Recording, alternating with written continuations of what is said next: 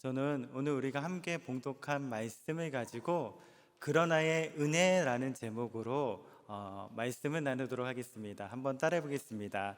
그러나의 은혜. 한 번 더 따라해 보겠습니다. 그러나의 은혜. 러디어드 키플링이 쓴 정글북이라는 소설이 있습니다. 주인공 모글리는 어린 시절 밀림에 버려져 늑대 무리와 함께 살다가 뒤늦게 구조되었습니다. 이 모글리는 실존 인물 디나 사니차르에게서 따왔다는 이야기가 있습니다. 디나 사니차르는 그가 대략 6세 무렵인 1867년에 사냥꾼들이 늑대 무리 사이에 있는 것을 발견해 고아원으로 데려갔다고 합니다. 그런데 인간의 문화와 문명을 받아들이지 못해 사회화의 어려움을 겪었으며 책이 발간된 해인 35세의 나이로 사망을 하였습니다. 모글리에게 있어서 문명사회의 삶은 낯설고 불편할 뿐입니다. 인간으로 태어났지만 인간임을 알지 못하고 마땅히 누리며 살도록 주어진 능력이 있음도 몰랐습니다. 그로 인해서 주어진 것을 누리지 못하고 발전 가능성조차도 차단되어져 버렸습니다. 안타까운 것은 무엇이냐면은 이러한 비극이 우리 그리스도인들에게도 벌어지고 있다는 사실입니다. 우리가 하나님의 놀라운 은혜와 사랑으로 주님의 자녀가 되었지만 세상 사람들과 별반 다를 바 없이 성도로서의 정체성과 기쁨을 잃어버린 채 살아가고 있는 성도들이 우리 교회 말고 옆에 교회에 많이 있습니다. 오늘 우리가 함께 봉독한 에베소서를 통해서 나 자신의 실제 모습을 아는 것은 매우 중요한 영적 훈련입니다. 사도 바울은 에베소서를 통해서 우리가 가난한 줄 알았는데 하나님께 복을 받은 부유한 자이고 무능력한 자라고 생각했는데 이미 능력이 우리에게 주어졌으며 가치 없는 존재인 줄 알았는데 하나님께서 우리를 기업으로 삼으시고 감심과 사랑을 기울이시는 소중한 존재임을 깨닫기를 원했습니다. 왜냐하면 이러한 사실을 우리가 알 때에 우리의 인생이 달라지기 때문입니다. 우리 인간은 망각의 동물이어서 잊지 말아야 할 유익한 것들은 잃어버리고 잊어줬으면 하는 일들을 기억할 때가 있습니다. 저는 개인적으로 여름을 굉장히 싫어합니다. 제 머리가 곱슬이다 보니까 조금만 덥거나 습하면은 머리가 산발이 돼가지고 주차할 수가 없는 거예요. 오늘은 그나마 다행히 스프레이를 듬뿍 뿌려놔서 머리가 단단히 고정되어 있는데 날씨가 조금이라도 흐려지면은 감당을 할 수가 없습니다. 이런 제가 젊었을 때는 꼬슬거리는 머리가 싫어서 볼륨 매직 퍼머를 한 적이 있어요. 그런데 제 모발이 가늘다 보니까 이렇게 머리가 붕 뜨는 것이 아니라 머리가 착 달라붙어가지고 꼴보기가 싫은 거예요. 제가 아이폰을 쓰고 있는데 그 아이폰에는 어떤 기능이 있냐면은 지난 추억을 회상하는 기억이 있어요. 그래서 옛날에 제 모습을 이렇게 아이폰에서 보여줬는데 도저히 눈 뜨고 볼 수가 없더라고요. 예전에 어쩌면 그렇게 촌스러웠는지 지금이 훨씬 더 세련되어지고 멋있는 것 같습니다. 이처럼 여러분 과거를 기억하는 것은 여러 가지로 유익이 있습니다. 왜냐하면 과거를 보아야지 현재가 보이기 때문입니다. 그렇다면 우리 그리스도인들의 과거 모습은 어땠을까요? 첫 번째로 죽은 자를 기억하라는 것입니다. 따라해 보겠습니다. 죽은 자를 기억하라. 우리 에베소서 2장 1절 말씀 다 같이 읽겠습니다. 그는 허물과 죄로 죽었던 너희를 살리셨도다. 우리의 과거 모습이 어땠다고요? 허물과 죄로 말미암아 죽었던 자입니다. 죽을 뻔했다가 구사일생으로 살아난이 아니라 아예 죽었다라고 선언하고 있습니다. 우리가 떠올리는 일반적인 죽음은 육체적인 죽음입니다. 여러분, 죽음이란 무엇입니까? 영혼과 육체가 분리되는 것입니다. 죽은 자는 세상과도 분리가 됩니다. 죽은 자는 대화도 할 수 없고 그 어떤 자극에도 반응을 하지 못합니다. 그리고 결국 한 줌의 흙으로 썩어 없어지게 됩니다. 그런데 성경은 육체적인 죽음보다 더 중요한 죽음을 우리에게 이야기하고 있습니다. 바로 영적인 죽음입니다. 창세기 2장 17절에 보면은 선악을 알게 하는 나무의 열매를 먹지 말라, 먹으면 반드시 죽는다라고 말씀합니다. 히브리 성경을 보면은 죽고 또 죽으리라는 표현으로 기록되어 있습니다. 첫사람 아담과 하와는 하나님과의 언약을 버리고 불순종함으로써 선악을 알게 하는 나무의 열매를 따먹고 말았습니다. 때문에 인간 세계에 하나님과의 관계가 단절되어지는 영적인 죽음이 왔습니다. 그리고 에덴 동산에서 쫓겨난 이후에 육체의 죽음이 왔습니다. 히브리어 성경의 표현처럼 죽고 또 죽게 된 것입니다. 우리가 영적으로 죽었다는 것은 어떤 상태를 말하냐면은 아무런 자극에도 반응을 하지 못하는 시신처럼 하나님께 그 어떤 반응도 하지 못하는 존재였음을 말합니다. 그러니까 영적 무지의 상태입니다. 그 상태에서는 하나님의 뜻도 모르고 하나님과 대화할 수도 없으며 하나님과 교제할 수도 없습니다.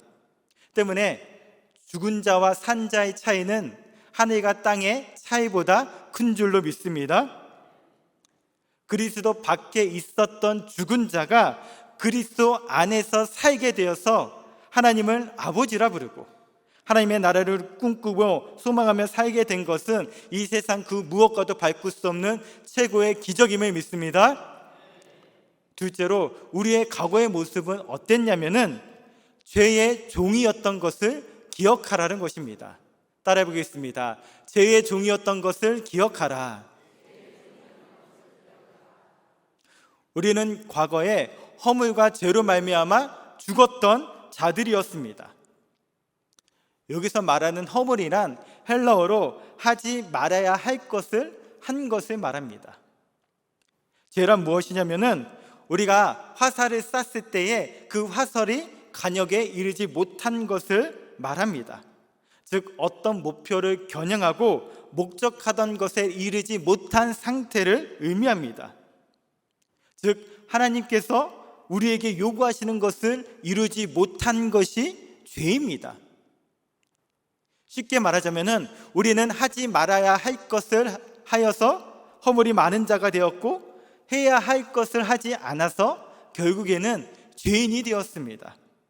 우리 에베소서 2장 2절 말씀 다 같이 읽겠습니다. 그때에 너희는 그 가운데서 행하여 이 세상 풍조를 따르고 공중의 권세 잡은 자를 따랐으니 곧 지금 불순종의 아들들 가운데서 역사하는 영이라. 여기에서 행하다는 두 가지 의미가 있습니다. 행하다가 긍정적인 의미로 쓰이면은 산책하다는 뜻으로서 자기가 좋아하는 것을 즐기는 상태를 말합니다. 그런데 이 단어가 부정적인 의미로 쓰이면은 내 의지와는 상관없이 그곳에 종속되어 가지고 허우적거리는 상태를 말합니다. 즉 우리는 허물과 죄에 빠져서 죄의 포로가 되었고 죄에 속받된 종으로 살았습니다. 죄의 종으로 따랐을 뿐만이 아니라 죄에 질질 끌려다녔습니다. 세상의 풍조대로 세상의 권세 잡은 사탄의 노예가 되어서 질질 끌려다녔단 말입니다. 세상에는 다양한 부류의 사람이 있는데 영적인 선택을 할 때에는 두 가지 영역밖에 없습니다. 하나님의 종으로 사느냐, 사탄의 종으로 사느냐, 중간 지대의 선택지는 없습니다. 그런데 오늘날 많은 사람들이 사탄의 종이 되어지는 선택을 하고 있습니다. 마귀에게 끌려다니며 자신이 원하는 죄뿐만이 아니라 원치 않는 죄까지 지으며 살아가고 있습니다.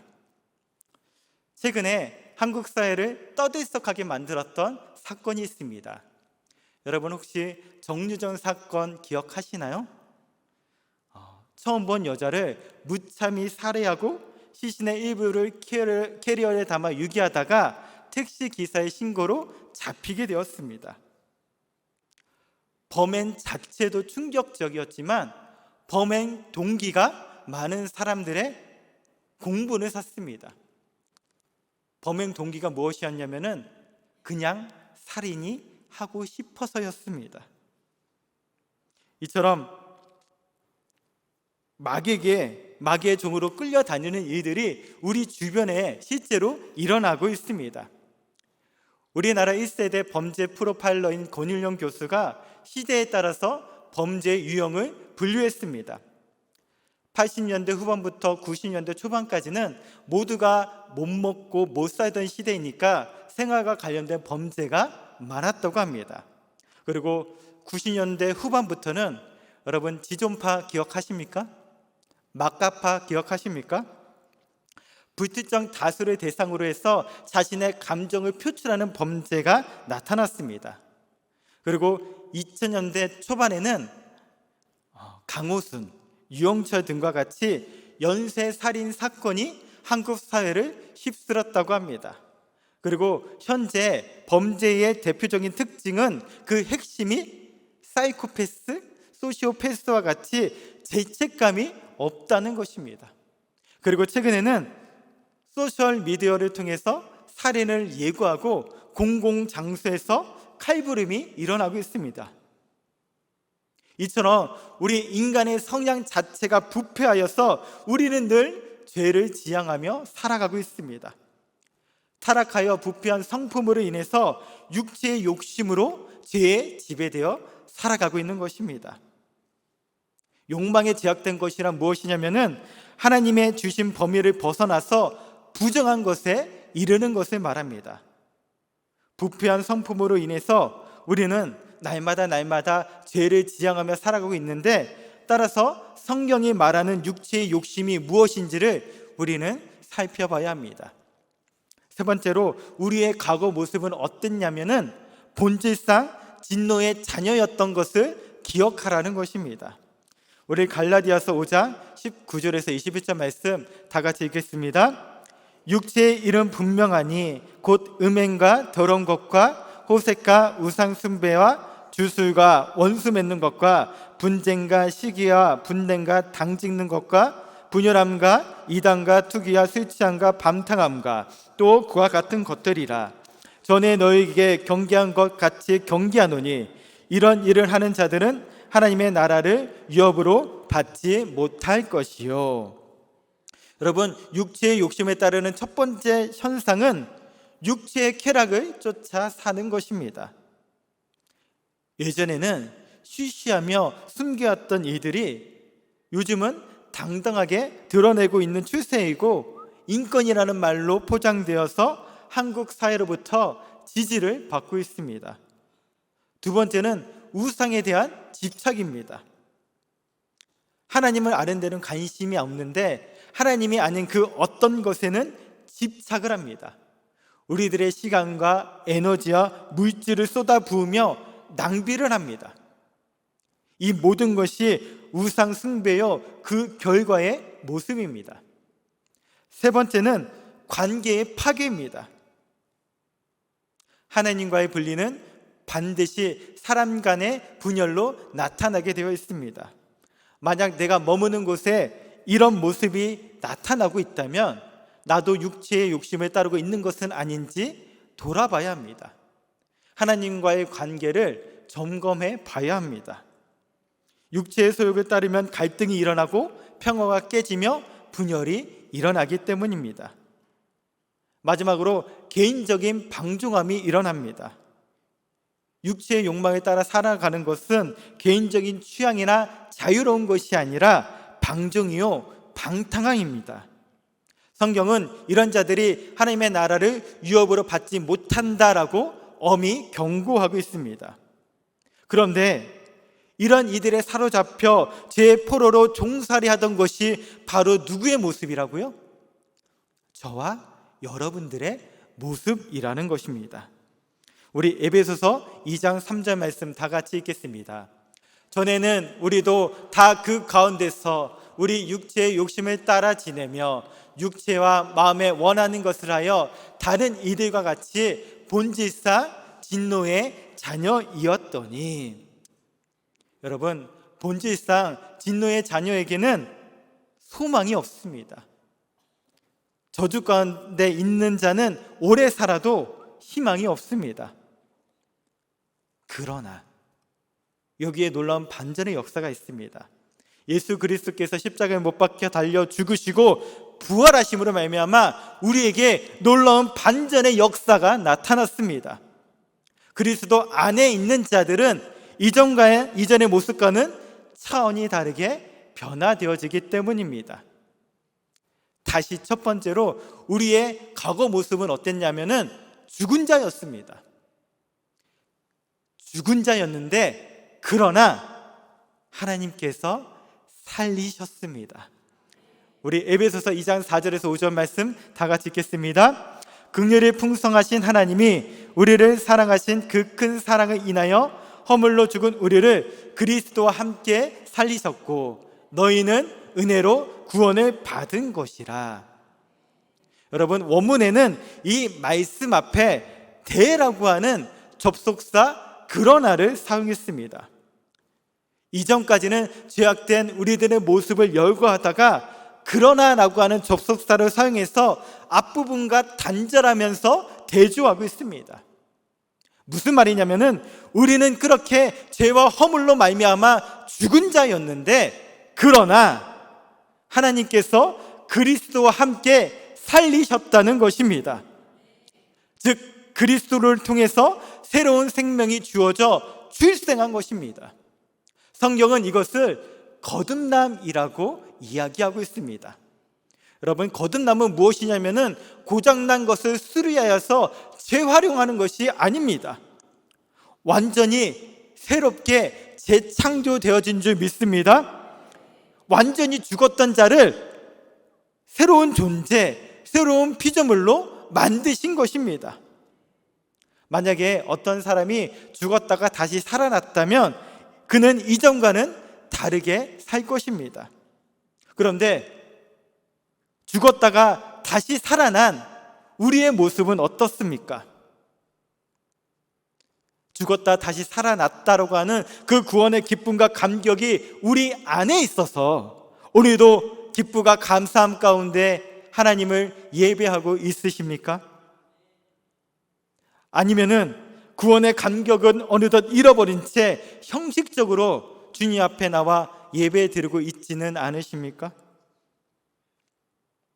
우리 다시 살아났다고 하는 그 구원의 기쁨과 감격은 나 자신의 상태가 얼마나 비참했으며 그런 내가 어떠한 기적을 통해서 다시 시작되었는지 믿고 깨달았을 때 찾아옵니다. 하나님께서는 오늘 우리가 죽었다 다시 살아났다고 하는 가슴 벅찬 감격을 가지고 하루를 살아가기를 원하시는 줄 믿습니다. 그러한 가슴 벅찬 감격으로 우리가 주님 앞에 예배드리기를 원하시는 줄 믿습니다. 이 시간 믿음의 주여 온전케 하시는 이인 주님을 바라보지 못하게 하고 부활의 기쁨과 감격을 빼앗는 수고하고 무거운 짐을 주님 앞에 내려놓고 영과 진리로 거룩하신 하나님을 예비하는 우리 모두가 되기를 주님의 이름으로 축원드립니다. 축원드립니다. 두 번째로 그러나 죽음을 이기셨다는 거예요. 따라해 보겠습니다. 그러나 죽음을 이기셨습니다.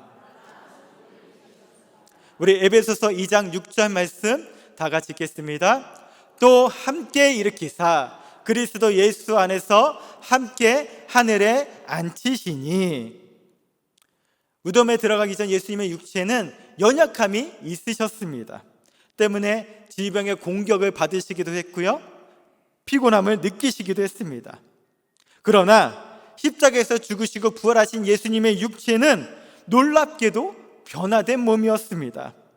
우리가 예수님 밖에 있을 때는 연약한 피조물의 모습일 수밖에 없습니다. 그러나 하나님께서 우리를 일으켜 예수님처럼 죽음을 이긴 존재로 만드셨음을 믿습니다. 이 시간 육체의 연약함으로 인하여서 괴로워하고 있는 분들이 계십니까? 마음의 상처와 사람들과의 관계 때문에 어려움을 느끼고 있는 분들이 계십니까? 지금 우리에게 일어나고 있는 힘든 일들로 인하여서 어깨를 축 늘어뜨린 채 폐장면처럼 하루하루를 살아가고 계시는 성도님들이 계십니까?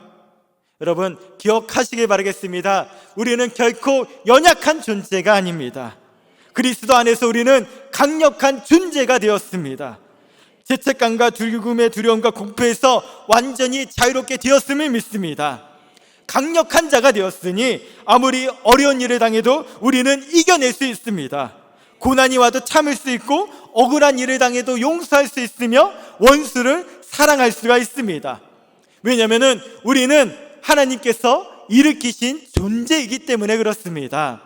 우리 가슴에 손을 얹고 한번 따라해 보겠습니다. 나는 하나님께서 일으키신 존재입니다. 한 번 더 고백하겠습니다. 나는 하나님께서 일으키신 존재입니다. 그러한 존재감을 가지고 날마다 주님과 동행하는 삶을 살아가는 저와 여러분들 되시기를 주님의 이름으로 축원드립니다. 축원드립니다. 세 번째로, 그러나 승리자가 되었습니다. 여러분, 죽음을 이긴 존재는 세상을 이길 줄 믿습니다. 처음 하나님께서 사람을 만드실 때 세상을 정복하고 다스리라고 명령하셨습니다. 그런데 타락한 이후에 사람은 세상에 끌려다니고 세상의 지배를 받는 죄인이 되었습니다. 그러나 이제는 하나님께서 우리를 그리스도와 함께 하늘에 앉히셨음을 믿습니다. 세상을 다스리고 통치하는 그리스도의 능력에 저와 여러분들을 참여하게 하신 줄 믿습니다. 이런 건설을 가졌으니 우리는 이 세상을 어떻게 살아야 될까요? 승리자로 살아야 될 줄 믿습니다. 로마서 8장 37절 말씀입니다. 그러나 이 모든 일에 우리를 사랑하시는 이로 말미암아 우리가 넉넉히 이기느니라. 아멘이십니까? 아멘이십니까? 우리는 이기는 존재, 승리자가 되었습니다. 그런데 우리는 무엇을 이겼습니까? 로마서 8장 35절 말씀입니다. 누가 우리를 그리스도의 사랑에서 끊으리요? 환난이나 공고나 박해나 기근이나 적신이나 위험이나 칼이라. 여기서 말하는 환난, 공고, 박해, 기근, 적신, 위험, 칼은 인간이 두려워하는 그 모든 것을 총칭하는 말입니다. 즉 이런 것들로부터 넉넉히 승리하는 권세가 우리에게 주어졌다는 것입니다. 우리는 이 권세를 활용해서 이 세상에서도 승리해야 될 줄 믿습니다. 세상이 주는 모든 두려움과 사탄의 공포를 대적해야 합니다. 예수 그리스도 그 이름의 능력을, 그 보혈의 능력을 선포해야 할 줄 믿습니다. 우리 로마서 53장 5절 말씀입니다. 그가 찔림은 우리의 허물 때문이요 그가 상함은 우리의 죄악 때문이라. 그가 징계를 받음으로 우리는 평안을 누리고 그가 채찍에 맞음으로 우리는 나음을 받았도다. 아멘. 이 시간 믿음으로 선포하도록 하겠습니다. 우리를 둘러싼 모든 어려움 가운데 우리는 이미 승리했습니다. 모든 문제는 이미 해결함 받았습니다. 우리의 부르짖는 기도는 이미 응답 받았습니다. 또한 육체의 연약함 가운데 저가 채찍에 맞음으로 말미암아 우리는 나음을 입었습니다. 깨끗이 고침받았습니다. 강건케 되었습니다.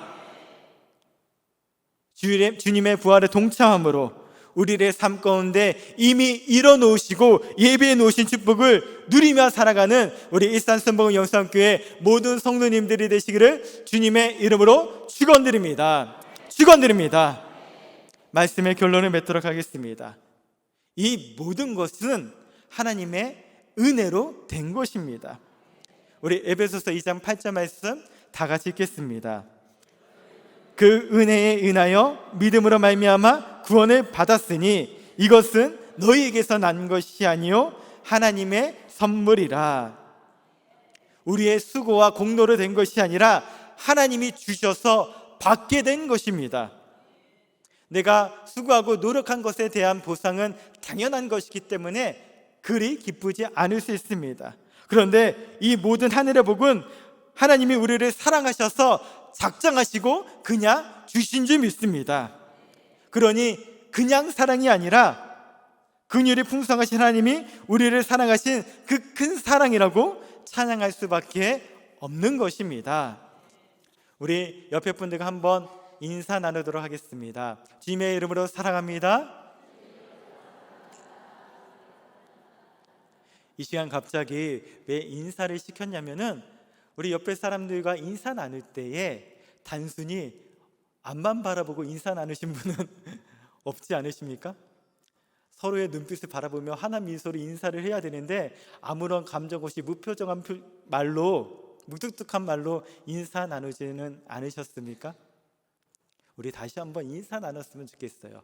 진실한 눈빛과 상냥한 말투를 가지고 옆에 분들과 함께 인사 나누겠습니다. 주님의 이름으로 사랑하고 축복합니다.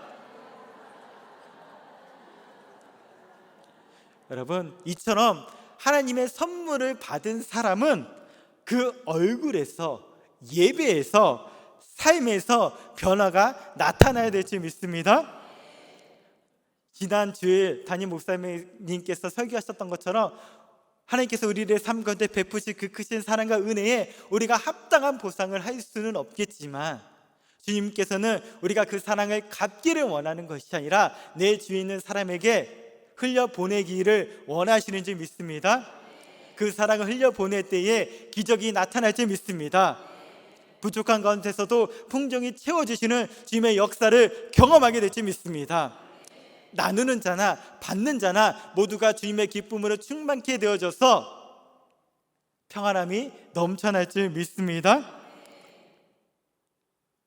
우리가 내게 주신 선물을 감사하며 기쁨과 감사함으로 주님과 동의하는 삶을 살아간다면은 하나님께서는 그 선물을 귀히 여기는 우리들의 모습을 통해서 영광 받으실 것입니다. 우리의 삶 가운데 놀라운 은혜를 허락하여 주실 것입니다. 그 은혜를 누리며 살아가는 우리 모두가 되기를 주님의 이름으로 축원드립니다. 축원드립니다.